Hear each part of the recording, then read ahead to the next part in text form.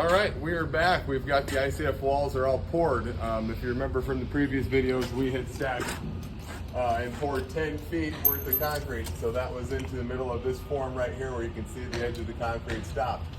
We talked about those beam pockets that we had put in. So we removed our little beam pocket and we can actually come in here, and then we're using a 2.0 LVL for a cripple, which is just tap conned into the concrete for the steel beam to sit on. You can see that was easy. We just tap con that into the concrete like as such. You can see the consolidation in the concrete here, really nice and neat. That's the beauty of the vibration in the concrete mix, as well as having the right mix.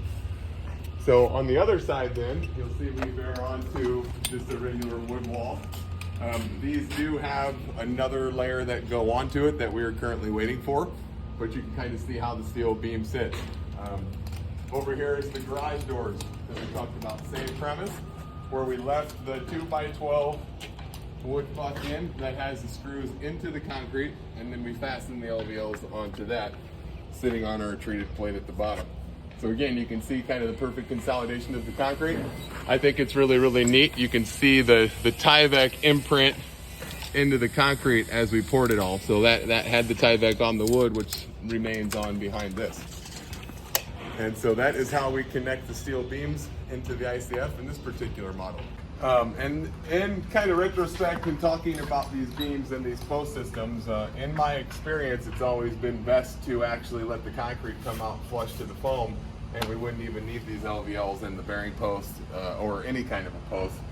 This steel beam, we could have just made a saddle right here for the beam to sit on and the regular beam pocket. This could have bared on concrete. So it would have been the same thing. We could have put the wood in here. We would have actually just sheeted over top of the foam. Or I'm sorry, we would have cut the foam out, sheeted over top of it, let the concrete come out all the way to the face. We could have done that in all those beams, and then they could have just set on there like that. But there's multiple different ways to do it.